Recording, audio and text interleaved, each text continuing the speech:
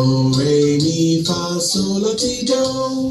Take a deep breath and sing it like this. Do, re, mi, fa, sol, la, ti, do. It is very simple when you sing it like this. First you have to start with do, re, mi, fa. Then you follow that with sol, la, ti, do. Once that you have mastered do, re, mi, fa, you will have no problem singing sol, la, ti, do. Əziz notlar, gəlin səs diziminə görə dizilək. Harada olsa birinci oktava ilə skript qaçarı gələcək. Biz hazır olaq. Sən niyə birinci duyursan? Özüm bilirəm. Mən səndən yaxşı səslənirəm. Çəkil. Daha bəsdir. Nə vaxta qədər ikinci olacağım? Birinci olmaq istəyirəm. Dostlar, olmaz belə. Axı necə danışırsınız? Gəlin, 4 dənə arzuda düzülüb, telefon nömrə gətirək. Telefon nədir ki? Bilmirsən, 4 kəsin arzuda düzülüşünə telefon deyilir.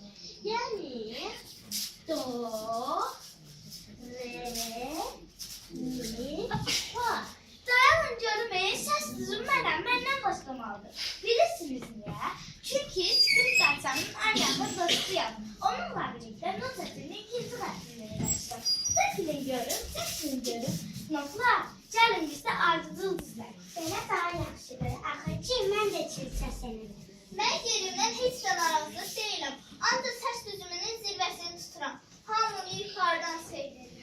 Dayanın. Mən qaldım axı. Bilirsiniz mən kiməm? Adım Sircəm Odur. 8 səsdən biriyəm. Sinatına yaxın dostuyam. Çəkilin görüm. Biz də varıq. Nə qarşılıqdır? Niyə səs tanısınız? Oktava tərzili şəkildə notların düzülüşünü qaydalaşdır. Yoxsa səsküydə qulağımız patlayacaq. Notlar, tez olun düzülün. Qanunları pozmayaq. Səs düzünə görə almanızı səkdikcə yerlərinizə keçin. Düzülün ki, işimizi bilək. Do, re, mi, fa, sol, la, si və si bemol. Notlar, savaşmayın. Siz hansı sırada durursunuzsa durun, musiqinin 7 əsas oxusunuz. Gəlin oynayaq, rəqs edək və şənlənək.